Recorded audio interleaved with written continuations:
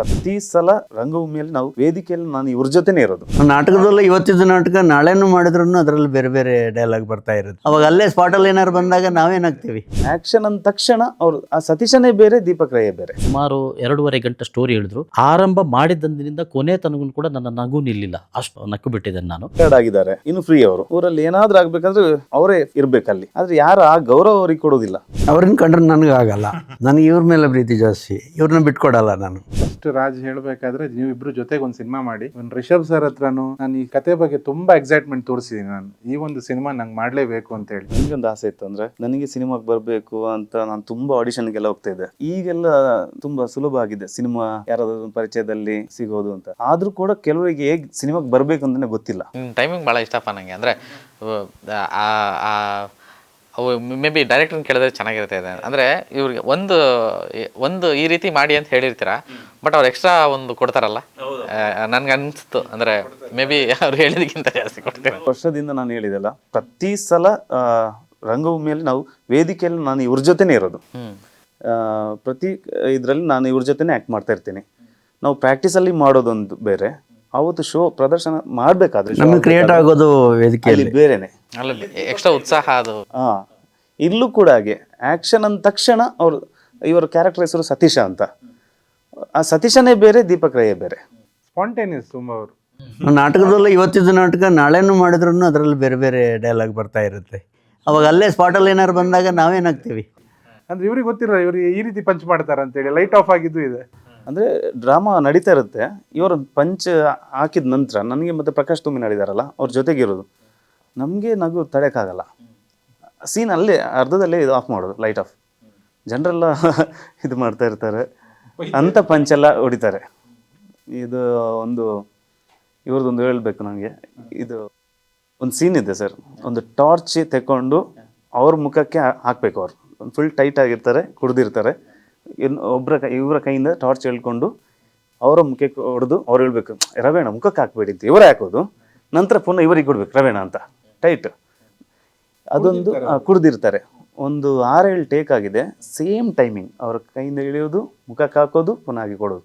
ಅದು ಆಗೋದಿಲ್ಲ, ತುಂಬ ಕಷ್ಟ ಅದು. ಆ ಆಕ್ಟಿವಿಟಿ ಜೊತೆ ಅದನ್ನ ಮೇಂಟೈನ್ ಮಾಡಕ್ಕೆ ಭಾರಿ ಕಷ್ಟ.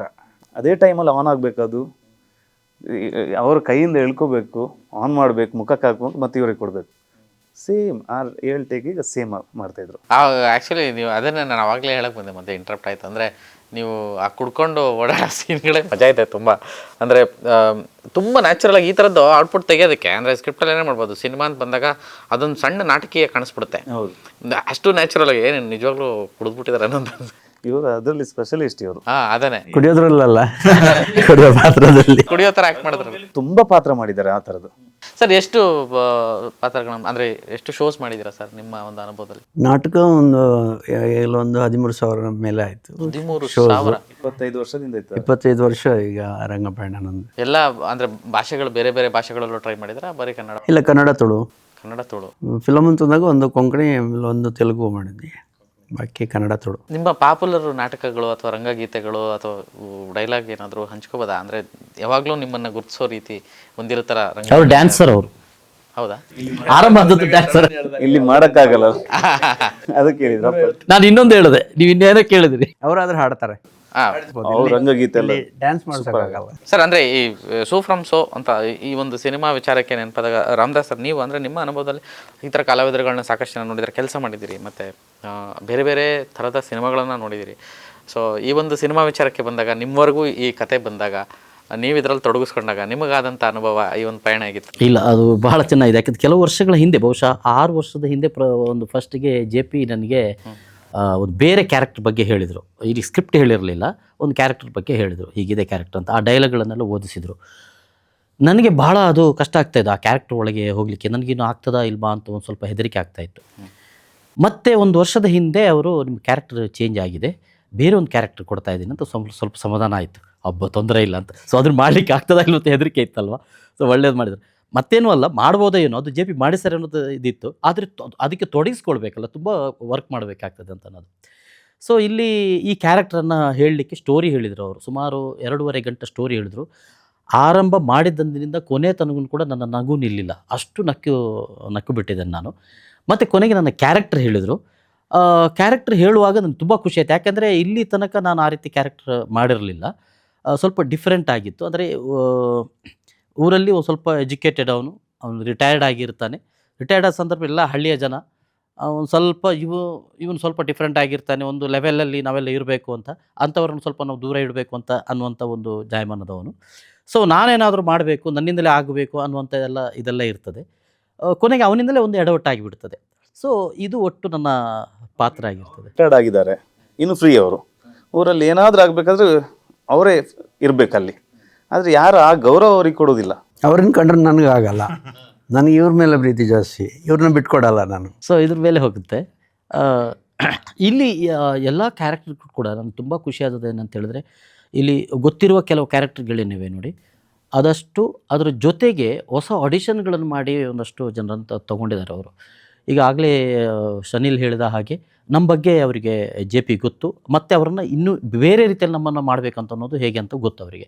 ಆದರೆ ಉಳಿದ ಆಡಿಷನ್ ಮಾಡಿದ ಕ್ಯಾರೆಕ್ಟರ್ ಇರೋದವಲ್ಲ, ಹೊಸಬರು ಅವರು, ಸಿನಿಮಾ ರಂಗಕ್ಕೆ ಹೊಸಬರು, ಕೆಲವರು ರಂಗಭೂಮಿ ಕೂಡ ಬಾರದೇ ಇದ್ದವರು, ಇಂಟ್ರೆಸ್ಟ್ನಲ್ಲಿ ಬಂದವರು, ಅವರನ್ನು ಚೆನ್ನಾಗಿ ದುಡಿಸ್ತಾರೆ. ಸಿನಿಮಾ ನೋಡೋ ಗೊತ್ತಾಗುತ್ತೆ.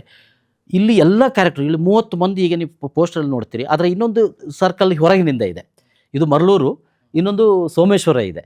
ಸೊ ಅಷ್ಟು ಜನರು ಕೂಡ ಇಲ್ಲಿವರೆಗೂ ಕೂಡ ಬಹಳಷ್ಟು ಸಿನಿಮಾಗಳನ್ನು ಮಾಡಿದರು ಅನ್ನೋ ರೀತಿಯಲ್ಲಿ ಆ್ಯಕ್ಟ್ ಮಾಡಿದ್ದಾರೆ ಅನ್ನೋದಕ್ಕಿಂತ ಆ ಪಾತ್ರವನ್ನು ಭಾಳ ಚೆನ್ನಾಗಿ ತುಂಬಿದ್ದಾರೆ. ಅದು ತುಂಬ ಖುಷಿ ಕೊಡುತ್ತೆ.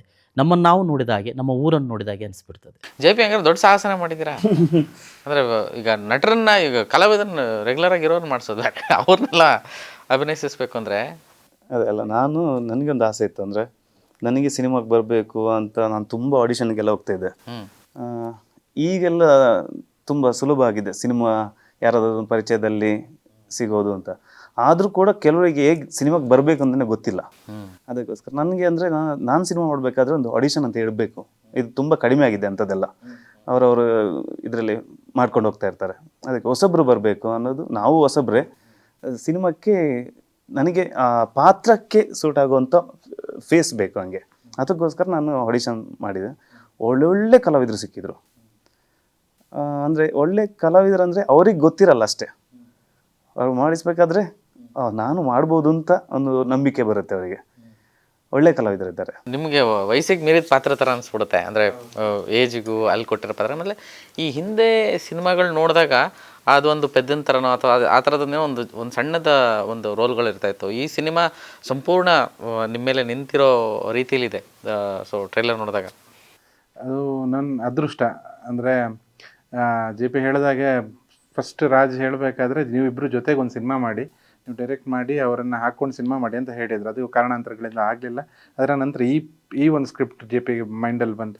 ಆವಾಗಲೂ ಅವರು ಬರಿಬೇಕಾದ್ರೆ ಈ ಒಂದು ಕ್ಯಾರೆಕ್ಟ್ರನ್ನ ನೀವೇ ಮಾಡೋದಂತ ಅವ್ರು ಹೇಳಿದರು. ಅದು 6 ವರ್ಷಗಳ ಹಿಂದೆ. ಪ್ರತಿ ವರ್ಷ ನನ್ನಲ್ಲೇ ಒಂದು ಡೌಟು, ಈ ಕ್ಯಾರೆಕ್ಟರ್ ನಾನು ಮಾಡ್ತೀನಿ. ಯಾಕಂದರೆ ಕತೆ ನಾನು ಕೇಳಿದ್ದೀನಿ ಅವಾಗ. ನಾನು ಅವತ್ತಿಂದ ಆ ಕತೆ ಫ್ಯಾನ್. ನಾನು ಇವತ್ತುವರೆಗೂ ಸುಮಾರು ಜನರ ನನ್ನ ಹತ್ರದ ಸರ್ಕಲ್ಲು, ಇವನ್ ರಿಷಬ್ ಸರ್ ಹತ್ರನೂ ನಾನು ಈ ಕತೆ ಬಗ್ಗೆ ತುಂಬ ಎಕ್ಸೈಟ್ಮೆಂಟ್ ತೋರಿಸಿದ್ದೀನಿ. ನಾನು ಈ ಒಂದು ಸಿನಿಮಾ ನಂಗೆ ಮಾಡಲೇಬೇಕು ಅಂತೇಳಿ. ಸೊ ಸುಮಾರು ವರ್ಷಗಳಿಂದ ಇದಕ್ಕೋಸ್ಕರ ಜೀವಿಸ್ಕೊಂಡು ಬಂದಿದ್ದೀವಿ ನಾವಿಬ್ಬರು, ಎಂಟೈರ್ ನಮ್ಮ ಟೀಮ್.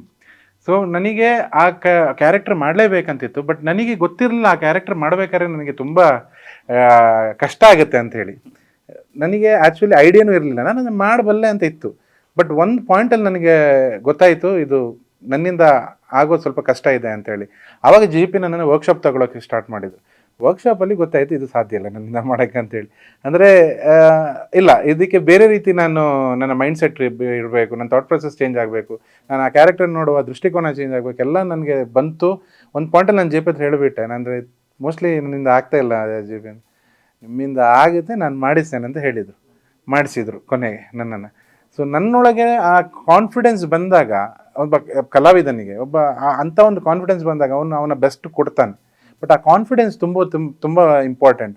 ಒಂದು ನನಗೆ ತುಂಬ್ತಿದ್ದು ರಾಜ್ ಅವರು, ಯಾರ ಹತ್ರನೂ ಅವ್ರ ಆ್ಯಕ್ಟಿಂಗ್ ತೆಗಿಸ್ಬಲ್ರು ಅವರು. ಇನ್ನೊಂದು ನಾನು ಆ್ಯಕ್ಟ್ರೇ ಅಲ್ಲ ಅಂತೇಳಿ ಪ್ರೂವ್ ಮಾಡಿ ನಂತರ ನನ್ನ ಕಾನ್ಫಿಡೆನ್ಸ್ ಕೊಟ್ಟವ್ರು ಈ ವ್ಯಕ್ತಿ. ಯಾಕಂಗೆ ಅಂದರೆ ನನಗೆ ವರ್ಕ್ಶಾಪ್ ಕೊಡಬೇಕಾದ್ರೆ ಆ ಕ್ಯಾರೆಕ್ಟರ್ಗೆ ಏನು ಬೇಕು ಅಷ್ಟು ಬೇಕು ಇವರಿಗೆ.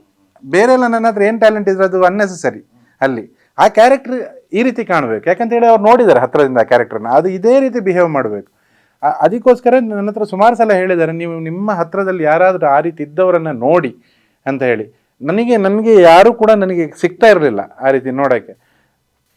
ಫೈನ್ ಡೇ ನಾನು ಇವರು ವರ್ಕ್ಶಾಪ್ ಮಾಡ್ತಾ ನನಗೆ ಏನು ಗೊತ್ತಾಯ್ತು ಅಂತ ಹೇಳಿದ್ರೆ, ಇವ್ರು ನಂಗೆ ಮಾಡಿ ತೋರಿಸ್ತಿದ್ದಾರೆ ಈ ರೀತಿ ಆಗ್ಬೇಕು, ಈ ರೀತಿ. ಓಕೆ ಫೈನ್, ನಾನು ಇವ್ರ ಹತ್ರ ಹೇಳಲಿಲ್ಲ, ನಾನು ಇವ್ರು ಮಾಡ್ತಾ ಇರ್ಬೇಕಾದ್ರೆ ಇವ್ರನ್ನೇ ನೋಡೋದು. ನಾನು ಮತ್ತೆ ಏನು ಮಾಡ್ತಿದ್ದೆ ಅಂತ ಹೇಳಿದ್ರೆ, ಸ್ಕ್ರೀನಲ್ಲಿ ನಾನು ಮಾಡ್ಬೇಕಾದ್ರೆ ನಾನು JP ನ ಎಣಿಸ್ಕೊಳ್ಳೋದು. ನಾನು ಮಾಡ್ಬೇಕಾದ್ರೆ JP ನನ್ನೊಳಗಿರ್ತಾರೆ, ಅವ್ರು ಏನು ಮಾಡ್ತಾ ಇದ್ರು ಅಂತೇಳಿ. ಅದನ್ನು ನಾನು ಇನ್ನೂ ಬೆಟರ್ ಮಾಡೋಕ್ಕೆ ಟ್ರೈ ಮಾಡ್ತಾ ಇದ್ದೆ. ವರ್ಕ್ಶಾಪಲ್ಲಿ ನನ್ನನ್ನು ಈಸಿ ಮಾಡಿದ್ರು ಅವರು. ಆ್ಯಕ್ಚುಲಿ ಕ್ಯಾಮ್ರಾದ ಮುಂದೆ ಎಲ್ಲ ಆರ್ಟಿಸ್ಟ್ಗಳಿಗೂ ಅದೇ ಆಗಿತ್ತು. ವರ್ಕ್ಶಾಪ್ ಆಗಿತ್ತು, ವರ್ಕ್ಶಾಪಲ್ಲಿ ಎಲ್ಲ ಆರ್ಟಿಸ್ಟ್ಗಳು ಈಸಿ ಆಗಿದ್ರು.